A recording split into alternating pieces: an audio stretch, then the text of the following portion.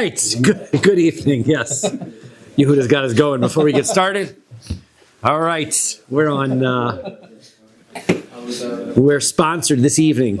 We're sponsored by Ryan and Talia Bernkoff. Lili Nishmas, Talia's father, Banish Ben Elio, whose yahrzeit was on the 28th of Mar Cheshvan, is the Shabbat Shav and Aliyah, and we're also sponsored in absentia by Jeffrey and Chava Wald. Who's not here tonight? That's what I meant. Lili Nishmas, Jeff's dear friend, Anthony Lowenstein, Aaron Ben Abba, whose yahrzeit is today, Rosh Chodesh Kislev, is the Shabbat Shav and Aliyah. Right? Remember, tonight is Rosh Chodesh Kislev, so if you are have yet to daven Marav, Yal V'yavo in your Shemona Esrei. All right, we had learned yesterday. We'll just say it again. Tana Rabban Karen V'Kevich V'Yisod V'Ribu Ma'akvin, that the four things that are critical when you're building a base, when you're building a mizbeach, is that they have to have corners, the horns on the corners. They have to have a ramp. It has to have a ramp. It has to have a base, and it has to be squared. That's what's important. Midas arko, midas rachbo, umidas komaso. The width, the length, and the height are not relevant. Right? That can fluctuate from mizbeach to mizbeach, as we have seen. Right? That indeed they did. Those ain't makvin.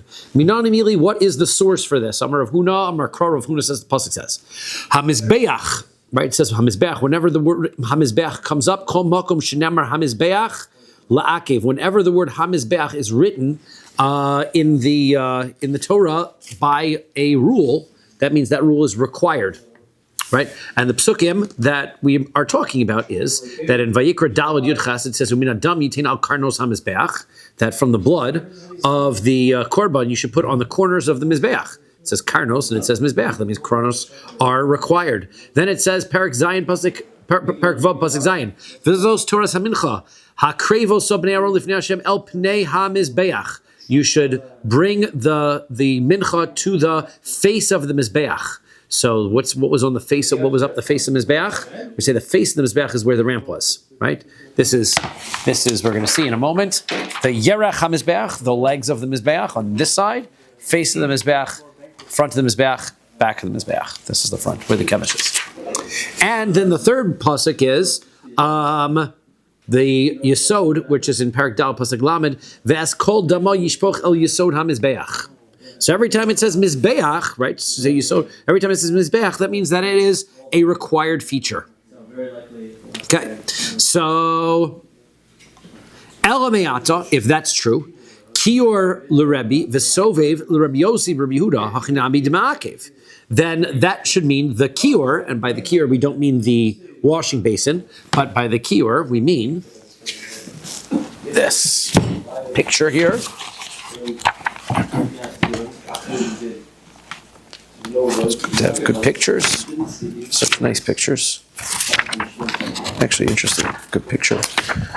Here we go. Here we go. Designs on the Mizbeach. The designs on the Mizbeach. Okay. This Karkov, right, is going to be our this design here. That's going to be required. Okay. And so that is our that's La'akev. And also the Sovev. Rebbe says the Sovev, they had a part that stuck out that was an amma above the middle, right? So that would be required. So according to Rabbi Yossi Yehuda, hachinami demakiv. So that should also be required, just as the pasuk says, "V'nasat osot tachas karkov hamizbeach milamato." You should place the red line, the michbar, or sorry, you're supposed to place the michbar. That's this lattice. You place this michbar underneath this karkov, and so therefore this karkov is called karkov hamizbeach. And it says mizbeach. That means this karkov, this lattice work, this design here, not the lattice work, but this design here is required. Vitanya, but we learned in a brisa, ezehu karkov. What is a karkov?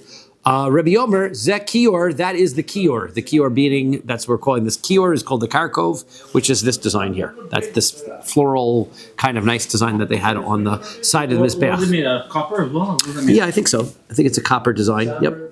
Why is it called the key? Yeah, that's a good question. Yes. I'm not 100% sure. That is the Hebrew, or I guess the Hebrew word for some kind of design or decoration that it was. And it's also the Hebrew word for like a washing. For the washing basin. And maybe it's called the basin, maybe it had some kind of decoration on it too, and that's why they called it Kior. But yeah. Rabbi Yossi, Rabbi Yehuda Omer Zeh Sovev.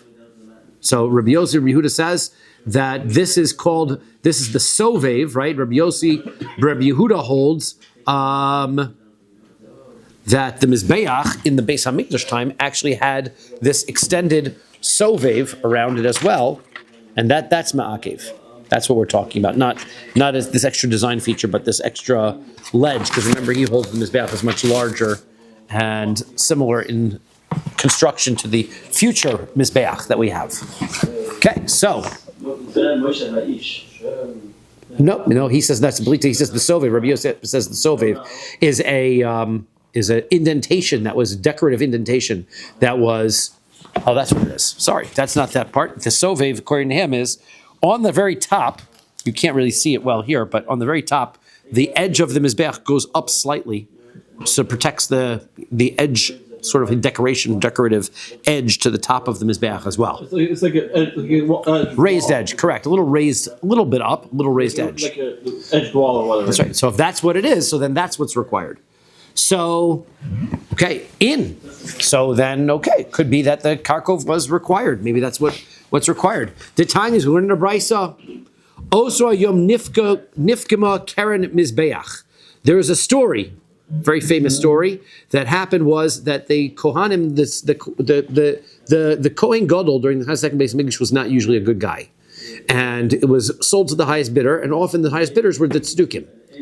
And the Tzdukim did not believe, there's no place in the Torah that it says you're supposed to pour water on the Mizbeach, on Sukkos. So they used to take the water up to the Mizbeach, and then pour the water, instead of onto the Mizbeach, they would just pour it out on the ground. And so this one Tzduki Kohen did that, and everybody was there, saw him do it, and was very upset. So they threw their esrogs at him. And they pelted him with their esrogs. And what happened is, the corner of the Mizbeach got hit with an esrog, and it broke. Okay, so they broke the Mizbeach. Veheviu bul shel melach ustamuhu. They brought some salt, and they patched it up, right, in order to hold the space. That was, of course, not going to make it kosher to be used. As we said, once you have non-whole stones on the Mizbeach, it's going to be no good. So, of course, that's not going to be used. Ella shelo yera Mizbeach pogum. They just didn't want it to look bad. In the meantime, while they were going to have to now take it down and rebuild a new Mizbeach. Shekol Mizbeach she'ein lo keren vekevesh v'yesod v'ribua pasal. Because we know that any Mizbeach that doesn't have the horns, doesn't have the ramp, doesn't have the base, isn't squared, so that's going to be a puzzle. Rabbi Yossi, Rabbi Yehuda Omer Af HaSovev. Rabbi Yossi, Rabbi Yehuda says, indeed, you even need this Sovev. So therefore, you see that it's critical, that it's required, because why? Because it says Mizbeach. Okay, so there you go. Tana Rabbanan. Our rabbis learn. Now, what is this Karkov? So, Ezu Karkov, what is this Karkov? Bein Keren LeKeren, Makom Hiluch Ragle Kohanim Amma. The Karkov was on the, according to this, is on the top of the Mizbeach of the Mishkan, right? We're going to say that according to Rabbi Yossi Shita, the Mizbeach was 5 amos by 5 amos. These corners were 1 amma, right? So therefore, between this is going to be 3 amos, right? And so you had zones. Let's draw it nicely because I've got all the nice markers and colors. Okay. It's very artistic. I'm getting good at this, right?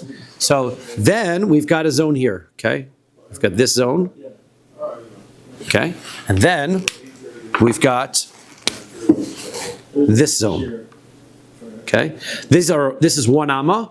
This has a 1 amma thickness, and this has a 1 amma thickness. So we're going to add it all up: 1, 2, 3, 4, 5 amos across.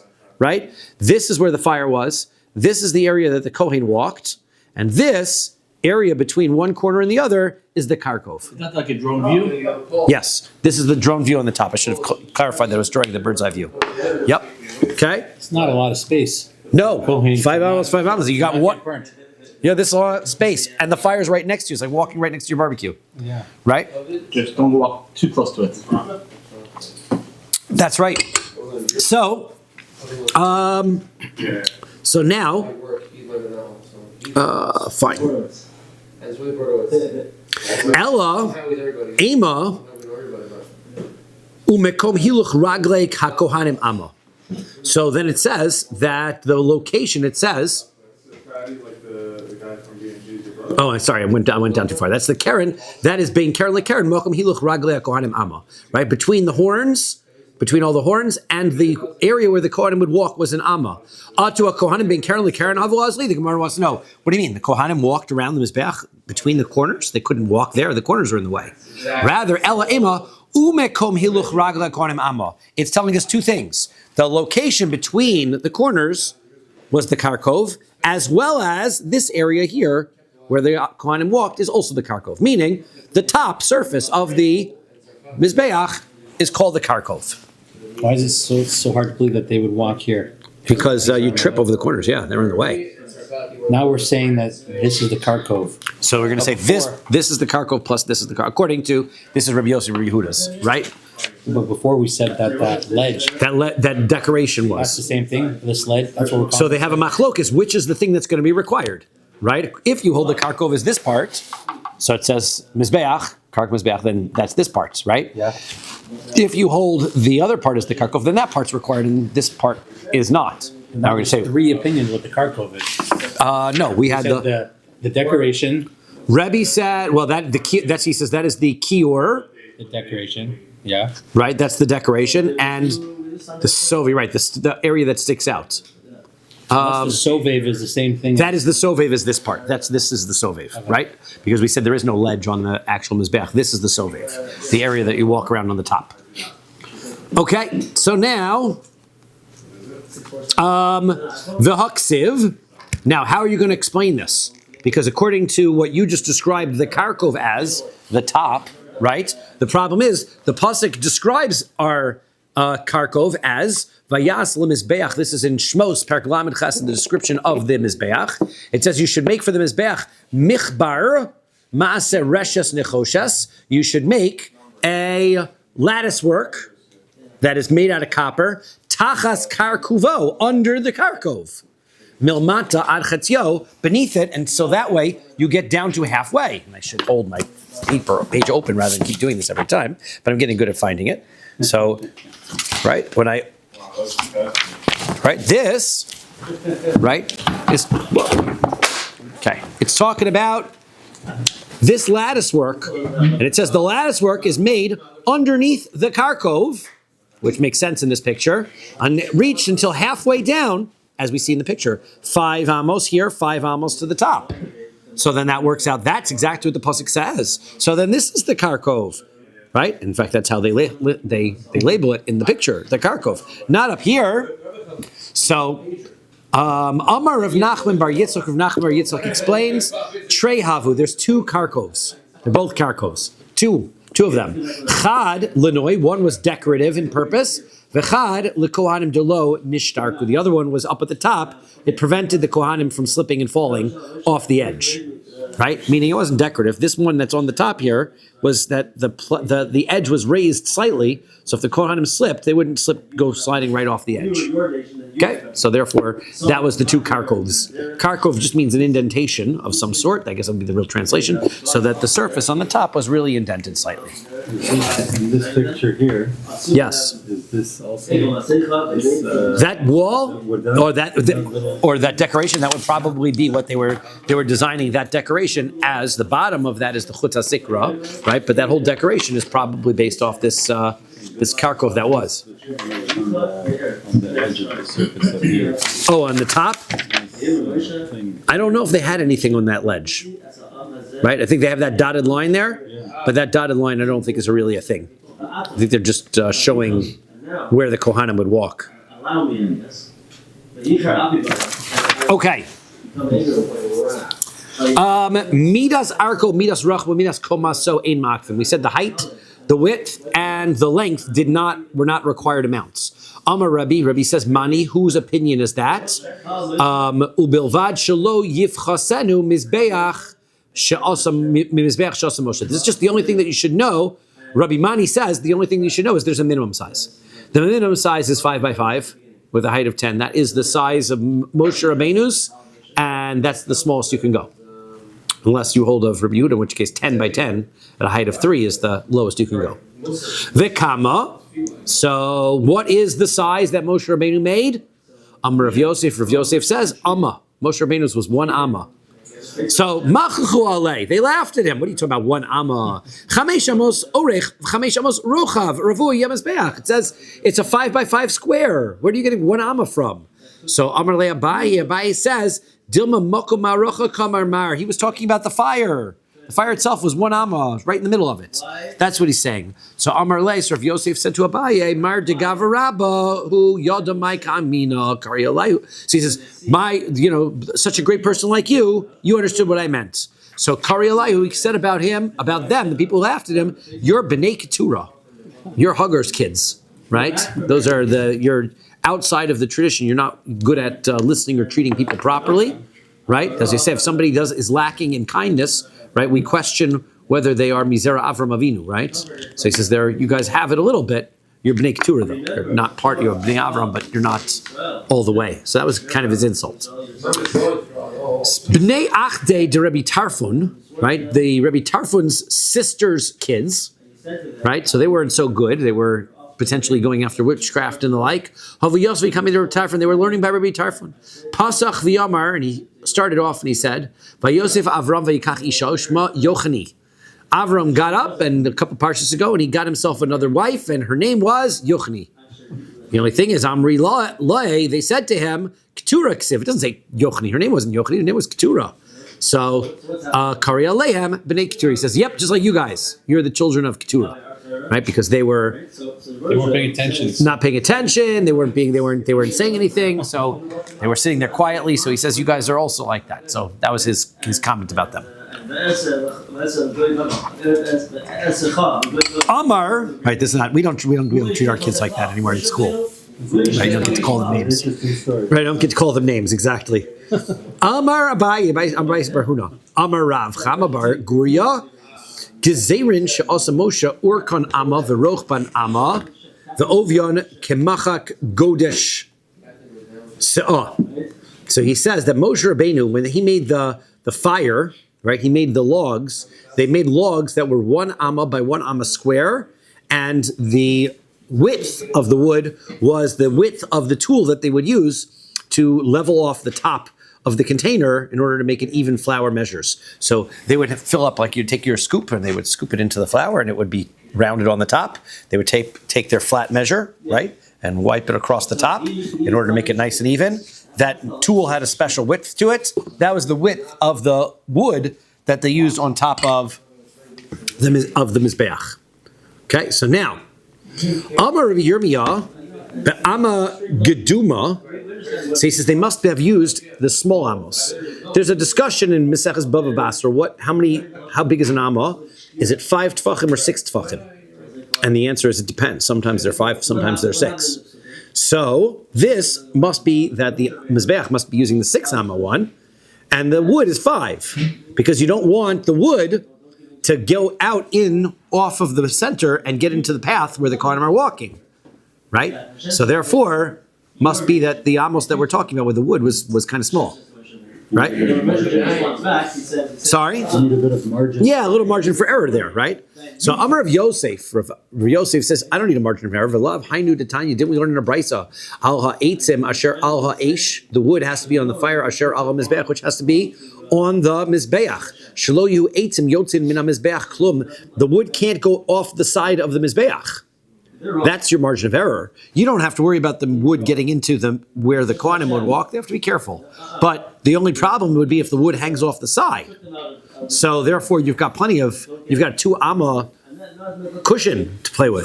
So therefore, you could have it could be the logs were full sized. It's not awesome. We go to the mission over there. Kevesh haya lidroma shel mizbeach. The mizbeach had a ramp on the south side of the mizbeach. Okay.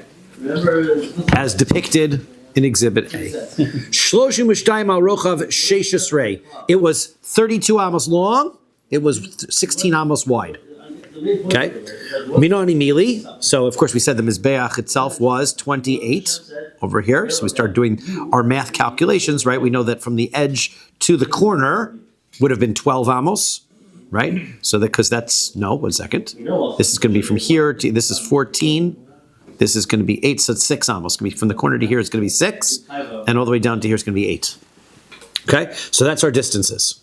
Minon Emilio, how do I know that? Amar Rav Huna. Rav Huna says, Amar Kral, the pasuk says, V'shachat oso al yerach hamizbeach tzafon. You're going to slaughter the korban on the north side of the mizbeach. They call the north side. We call it the yerach, the feet of the mizbeach. She yerach b'tzafon. That means its feet have to be in the north. Upanav b'darim. If your feet are in the north, that means your face is in the south, right? Ema yerach b'tzafon upanav b'tzafon. How do you know that? Maybe the face is in the north, as so is the legs. So Rava says, Rami Gavra Pei, tell a guy to lie down, right? The guy lie down on his face and you'll see where his feet are and where his face is. They're on opposite sides of his body. So therefore you can tell that, right? So Abai says, Adrab, I'll tell you, Tarit ve'osiv Gavra, tell a guy to sit down. When a guy's sitting down, his legs and his face are facing the same way. So therefore, how do you know? So Amarle, he said to him, Ravua ksiv. It says they have to be squared. So it says, which means Ravua means crouching, which means that it's lying down. So therefore, the Mizbeach is lying down. So therefore, you know the face is on the other side of where the legs are. More prone, not crouching. Yes, that's true. Right? So Ravua is going to mean more crouching, more lying down than crouching, I suppose. It's just funny because the Torah uses the word. Ravua is crouching. The Torah uses the word yerach a lot. Yes. Yarkasei hamishkan. That's the same word, isn't it? Yes. Yarkasei, yerach. Yes. So it uses it for different. Yerach, we would have presumed. I would have up until this Gemara. I would have told you Yerach means the thigh because it's the side, right? You're right here on the side, right? Nevertheless, it's also intentionally being used as the opposite of where your head is.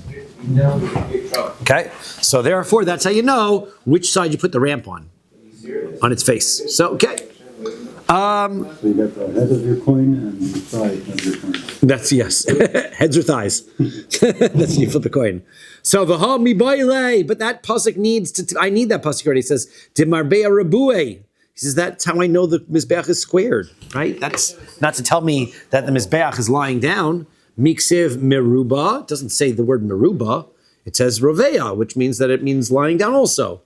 Otamech miksiv ravutz. It doesn't say the word ravutz, which means lying down. It says ravua. So I'm really ravua ksiv. It says ravua. You're right. Demashmahachi umashmahachi. It means both things. That means it has to be squared, and also that you have to be able to know that it's lying down. So therefore, the ramp is on the opposite side of the north. Fatana maisi lo mehacha. But we learn it. We teach from here. The Tanya we learn a Bryce. Rabbi Yehuda Rabbi says, "Me'olosaihu pnos kodim." So he says that from on your when you for your ola when you go up to the mizbeach, you should turn to the east, right? So when you know where the ramp is, because when you get up the mizbeach, we know that we're going to always make right turns, which we're going to see in a moment. Kol pino shatapona lo yu'ela derech yamin. Make a right turn, you find the way back. That's Jewish way. Yes, there you go. So you're supposed to make, whenever you're going to turn, anytime that you're going to turn, you're supposed to make right turns. That's our general rule. Turning to the right is the way that you service Hashem. You always turn to the right. So therefore, if I'm making a right, the pasuk says to the east, that means my ramp is on the south. That way, as I'm facing the mizbeach, I turn right and I go to the east. Okay, so that's Yami LaMizrach. Ve'ema Smol LaMizrach. Well, all the Torah says is that you have to turn to the east. How do you know that you're not just supposed to turn to the left and turn east? What's so special about the east? Well, because the Torah is telling us where to put the ramp. Okay. Right? That way I know. I go up the ramp, I'm turning to the east. And that's where we demonstrate. We face east. You mean when they go up this ramp, they're going to be facing that way. They turn right. That's because east is this way, right? Yeah, but the mikdash is over here. That's okay, because you're not supposed to turn to the base mikdash when you get up the ramp. You turn to the east, right? Lo salka daitach. No, it couldn't mean make a left to go east, because the Tani Rami Bar Yechezkel. I think we changed it to 1 second. Rami Bar. Yeah, Rami Bar Yechezkel, right? Because we taught Rami Bar Yechezkel says. Yam she'asa shlomo. How do we know we always go right? Because this Yam Shasa Shlomo, when Shlomo made this kior, right? Omeid al Shnei Masar Bakar. It was placed on a 12 cows. I wonder if they have a picture of it here. Right? They have 12 bulls, right? They had like yes. It was like the base was a design. They have a keeper here. No, that I should have brought with me because it is in that book that you guys lent to me that I was reading, and it has a good nice picture of it. The new one that Jeff bought, right? Yeah, I'll show you that essentially, right? Let's draw a picture of it as best as we can. Right? You had one bull. Let's draw a body of a bull with a head, body of a bull with a head, right? And a body of a bull with a head. Okay, and then you had three more on this way. And then you had three more this way. And then you had three more facing this way. And the whole basin was resting on all of them like that. That was the base. It was like a big design, right? So they had they weren't alive, right? They were copper, right? So they had that was what how the kior was made out of. So when it's being described, it says the Yam Shas Shlomo Omeid al Shnei Masar Bakar. They had 12 cattle, right? Bulls, I guess. Shlosha Ponim Tzafona, 3 of them were to the north, facing north. Shlosha Ponim Yama, 3 to the west. Ushlosha Ponim Negba, 3 were facing south. Ushlosha Ponim Mizrach, and 3 facing east. Kol Pinoshat Pona Lo Yuela Derech Yamin. That's why, how you know, you always got to turn to the right, Lemizrach, which goes to the east. Because if north, south, west, east, right? So the way the pasuk starts is, if I'm a person and I'm looking at it like this, it says they were in the north. Then it says they were in the west. How did I get from the north to the west? I walked this direction, counterclockwise, right? And then I walked around to the south, and then I walked around here to the east, and then I walk around back to the north. That's what the pasuk says. So if I'm facing towards the kior, I'm always walking to my right, facing my kior, right? I'm always shuffling around the table, facing the middle, I'm walking to the right. So therefore we know you're supposed to walk to the right and also turn to the east. And that's how we're going to do it in the Mizbeach too. We're going to go up the ramp, make a right, and that's going to be east. Okay, so that's our source. It's funny because it said you have to always go the shortest route. But this means sometimes you're not going to go. That is correct. There's a one-way traffic on the Mizbeach, right? One-way traffic. We don't want everybody jumping into the Mizbeach, going in 2 directions. There's fire up there. There's people with knives. Be careful. Always go. Everybody's going to go one direction, which is not true. But we'll start, I'm presuming that at the moment, and we'll build on that. Well, 1 second, though. How do you know that the fact that it tells you there was cows in the north, cows in the west, that means you're turning around and you're learning this rule about always turning to the right? So then, help me by legufei. So he says, we just need to know that for the pasuk itself tells us all about these cattle. So the answer is, in Cain, ponim lamali. Why does the pasuk say, you keep going to the right, keep going, keep going? It means that the journey is telling us something. This traveling around tells us that, and that it is supposed to be going towards the east. Shal Rabbi Shimon ben Yossi ben Lekunya es Rabbi Yossi. So Rabbi Shimon ben Yosef ben Lekunya asked Rabbi Yossi the following question. Omer Hayo Rabbi Shimon ben Yochai. Rabbi Shimon ben Yochai used to say, Avar yesh ben kevesh l'mizbeach. There's an airspace, interestingly, between the mizbeach and the ramp. They don't touch. It goes right up nearby, but there's this airspace. So tell me about that. So Amar Lo, he said to him, Vata iyata omer kain. You don't agree? Of course there is. V'halo kvar namar. The pasuk says, Va'asisa olosecha habasar v'hadam. You're supposed to make your olah the meat and the blood. So the meat and the blood are the same. Madam bezrika. Just like you had to throw the blood of basar bezrika. So too, in order to get the meat onto the fire, you had to throw it. So therefore, you had to be standing on the ramp and throw it over the chasm that was between the ramp and the Mizbeach into the fire. Chasm is the airspace, right? It's over implied as a gaping airspace, but it's not really gaping. It's a little minuscule, small little space, as we'll see. Amar Lo, Shani Omer Betzad Ma'aracha V'Zorik. He says, yeah, I agree with you, but the Kohen standing where this guy is standing, right? He stands right there next to the fire and he throws it in, right? Amar lei, so he says, Keshu zorik lemaracha deluka huzorik, or lemaracha shena deluka huzorik. When this Kohen is standing here throwing the meat, is he throwing it into the part of the fire that's hot, or is he throwing it into the cold part of the fire? He's throwing it to the hot part of the fire, right?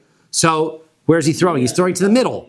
That's where the coal is. That's where the coal is. So of course he's throwing it to the middle. He's throwing huzorik. He's always throwing it to the hot part of the fire. So therefore, hasa mishum delo efshar. Therefore, the only reason he's throwing it when he's standing right next to the fire is because it's impossible for him to get to the middle without throwing it over the side of it. So that doesn't mean anything. Of course he's throwing it. Why does the Torah have to tell me to throw it if it's impossible for me to get there without throwing it? So therefore, throwing it must be telling me, even when it's possible to not throw it, I have to throw it. So therefore, it's telling me that I've got to stand. When I get here, I go to the top of the ramp, and even though I could get closer, I don't. I throw the pieces from here over to there.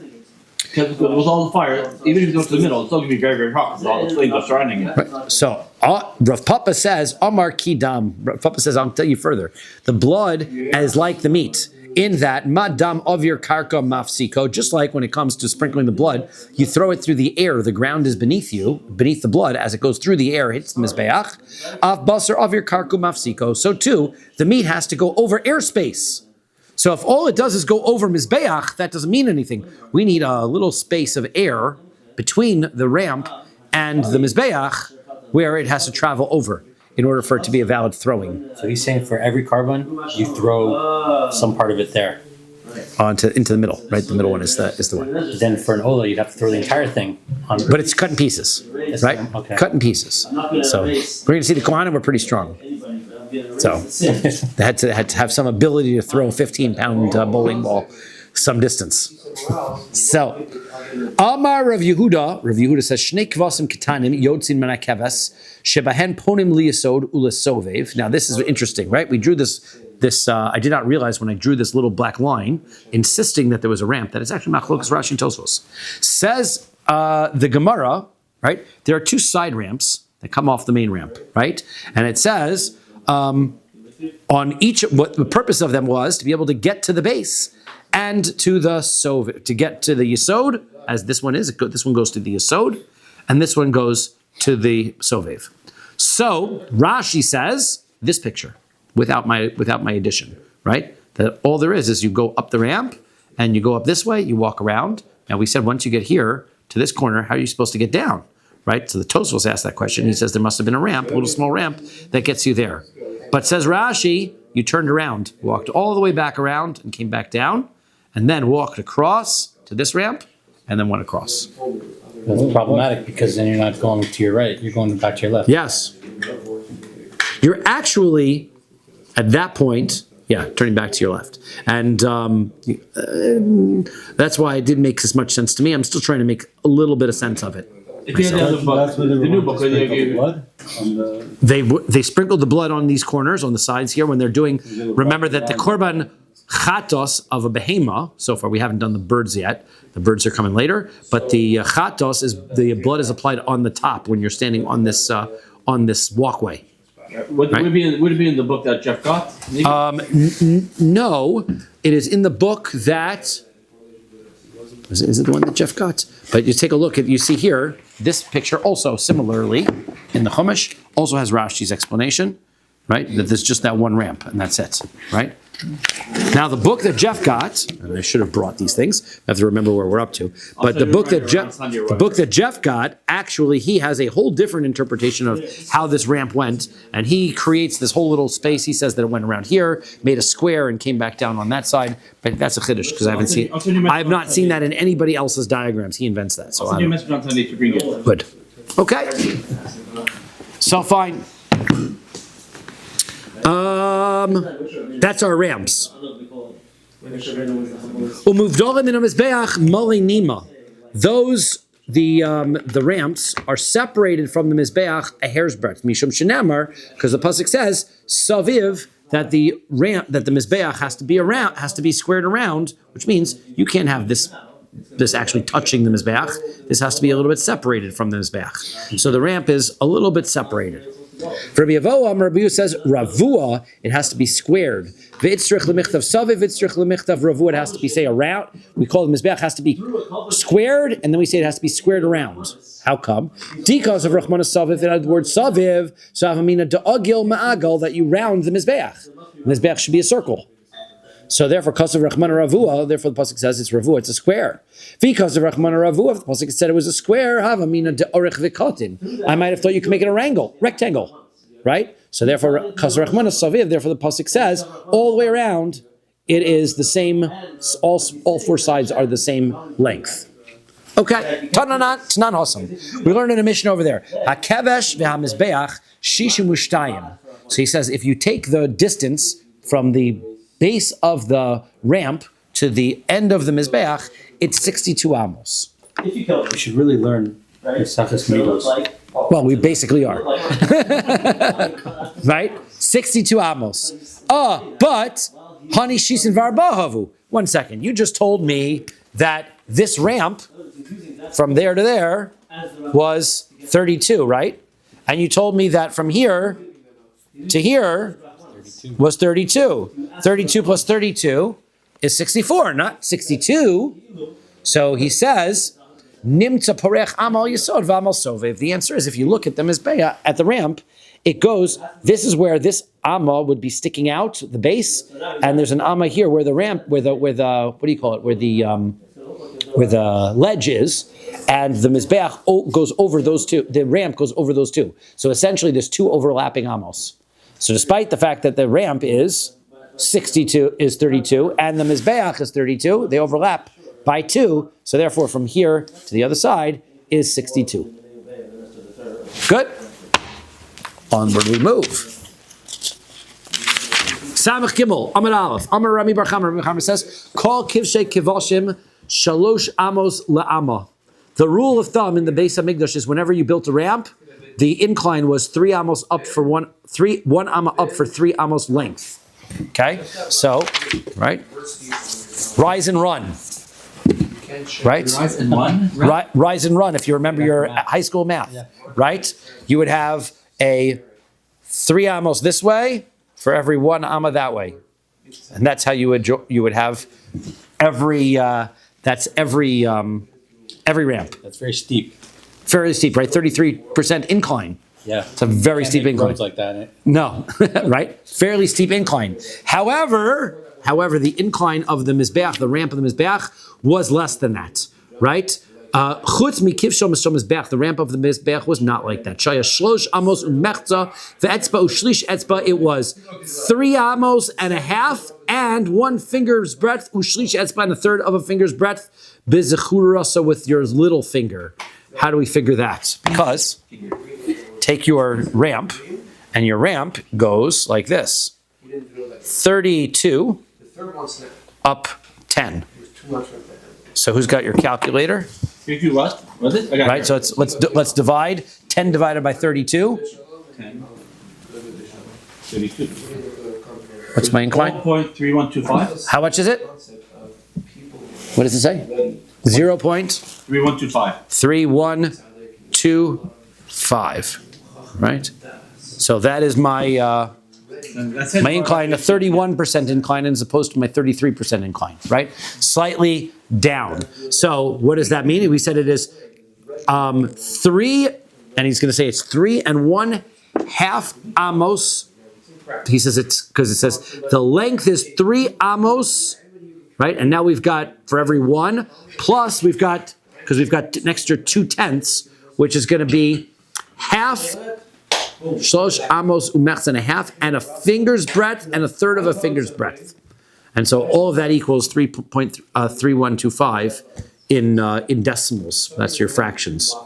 Okay, so therefore, they made it a slightly lesser steepness for ease of travel. 31-degree slope is still pretty steep anyway, but it was less steep. That's the point.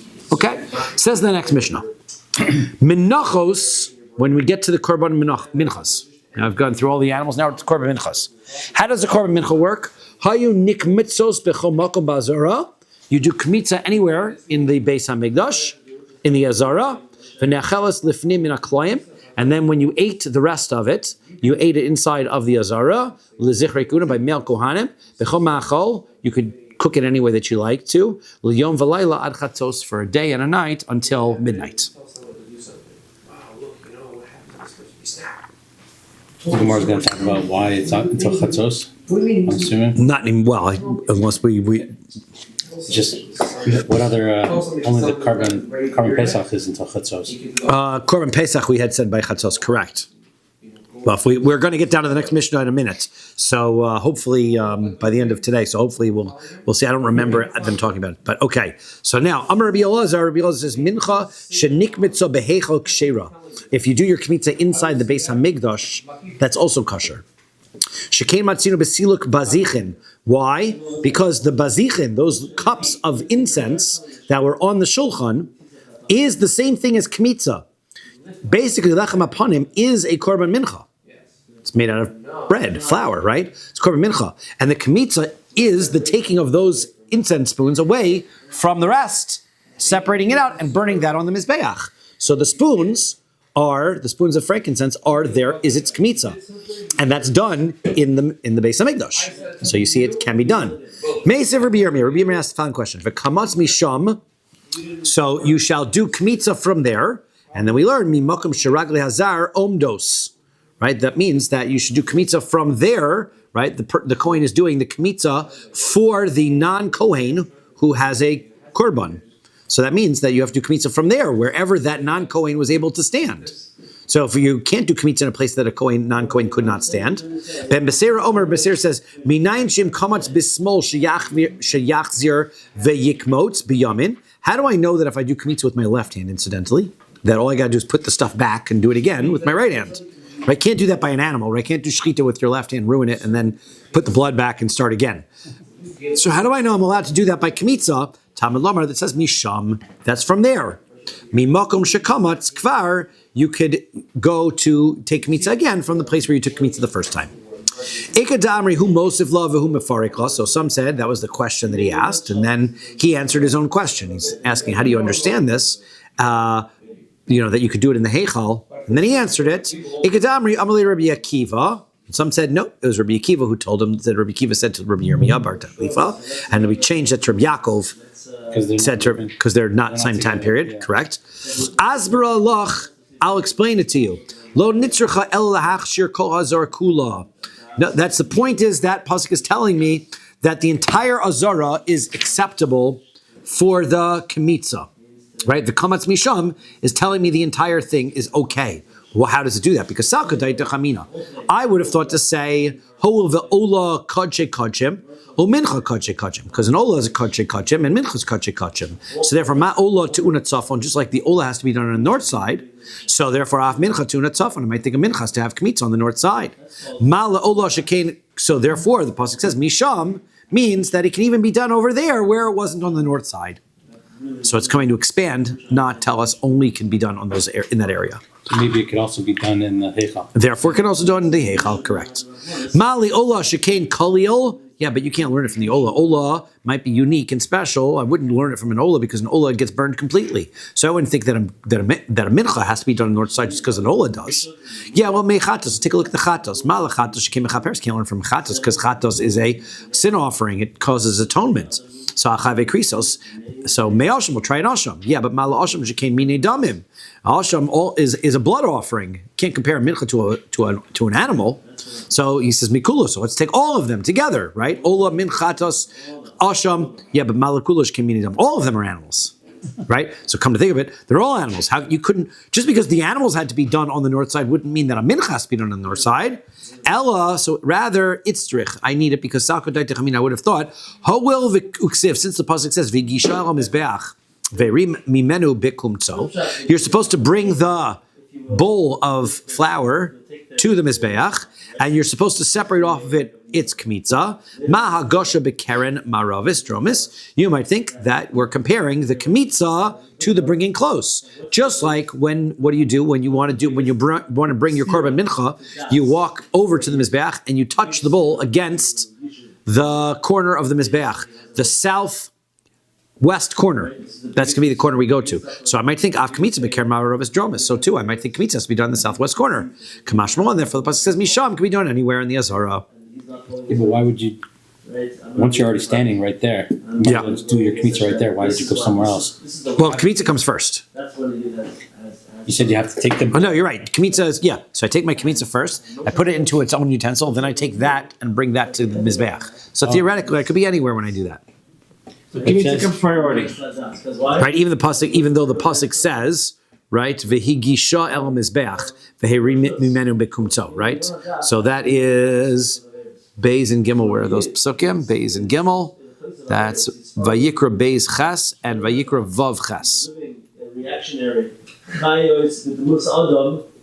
they're not even, those psukim are not even next to each other.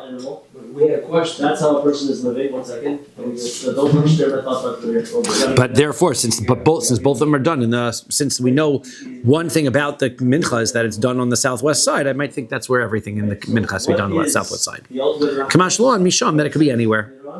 Amar Rabbi Yochanan says, Shlomim sheshachton behechal ksherim. If you have a korban shlomim and you shechita on the base of Mikdash, you're not supposed to, right? It's a little disrespectful, we said, but it's kosher. You can do shechita in the base of Mikdash. Shinamar, the pasuk says, v'shachtu pesach ol moed. Right? It says that you can shecht the shlamim when the door of the base of the mishkan is open, because the reason why the azar is acceptable is because it opens into the Beis Hamikdash. Well, if that makes the courtyard is acceptable because the Beis Hamikdash is open, well, that means the Beis Hamikdash for sure is okay, right? Because that's the why you don't have to do the doors closed because people might think they might be cheating. Sorry, say that again. You think you're going to do it with the doors open? Why? Because if the door's closed. Because if the door is closed, then you lose your connection between your Azara and the Beis Hamikdash. The power of the Beis Hamikdash is what's causing the Azara to be holy enough to bring a korban. So therefore, it must be that you can also shach in the Beis Hamikdash. Meisvei, so we asked a fine question. Rabbi Yochanan ben Beseira, Omer Rabbi Yochanan ben Beseira says, "Minayin shem hekifu ovdei kochavim es kol Azara." Let's say non-Jews are surrounding the Beis Hamikdash, right? You know that they're getting close to the destruction era of the Beis Hamikdash. Non-Jews are on the outside of the Beis Hamikdash. How do I know she'akohanim nichnasim l'sham ve'ochlin sham kodshei kodshim? How do I know that the Kohanim can take their meat from the korban into the Beis Hamikdash to protect themselves and eat the korban there, even though it's not in the Azara, in the Beis Hamikdash? How do I know that's okay? Tamad lomar. Therefore, the Pasuk says, "Bekodesh hakodashim tochlen," and you can eat it in the Holy of Holies. Now, v'amai. Why do I need a pasuk for that? Nema bechatzer al moed yochlua. It says, since it tells me that I can eat it in the courtyard. I can't say if you can eat it in the courtyard for sure. I can eat it in the Beis Hamikdash. Hachihasha. How are you making that comparison? Hasam, when it comes to slaughtering the korban, avoda de adam oved b'makom rabo amrinon lo yetaf chamor menikar. The service of his master's korban makes sense that you can do in a holier place, because the service is very holy. So you do it closer to Hashem, that's for sure even better. Achila de'in adam ochel b'makom rabo, but when it comes to eating, that's the person. The person's enjoying his korban. So he wouldn't do that. He doesn't have to do that in front of Hashem. So therefore, lo yehei tafel chamer menikar lo amrinon. We wouldn't say the Beis Hamikdash is better. So therefore, we need a pasuk to tell me specifically by eating that the Beis Hamikdash is also okay. But we do not mention your chatzos issue. So I point out we did not. Disrespectful to eat in front of your Rebbe. Correct. Yes. Of populating the world. But I don't mind bites because the pizza's coming. I was eating in front of my Rebbe. Right? Yeshiva Shalem. And he slapped me. There you go. See? What's the I was eating a yeshiva? bag of chips. And then What's the yeshiva? that's I right. was in yeshiva. And why did you slap me? This was during the time when you could slap me. That's correct. Before you have to call the cops. Right. You're not exactly On the note on the bottom here in the Mesifta, he says the reason why chatzos is because of midurabanan ki laharchik adam min avera, just like we learned in Maseches Brachos. So that we'll go with that one. Says the next Mishnah. We're up to birds. Oh man. Okay, birds. This is where it gets complicated a little bit. Okay, chatas ha'of, the bird korbanos, haisanasis al keren dromis ma'arovis. So we're doing them by the southwest corner. This guy here, he's doing a bird. Okay, we'll say that's him down here. Okay. Ubechol mokom haisak shera. You could do the malika for a bird anywhere. However, Ella Zehaisa Mikoma, but that was the right place to do it because you're going to apply the blood there, and there's not a lot of blood. So you don't want to be too far from the Mizbech when you do your Malika, you lose all the blood. So you want to be standing right there when you do it.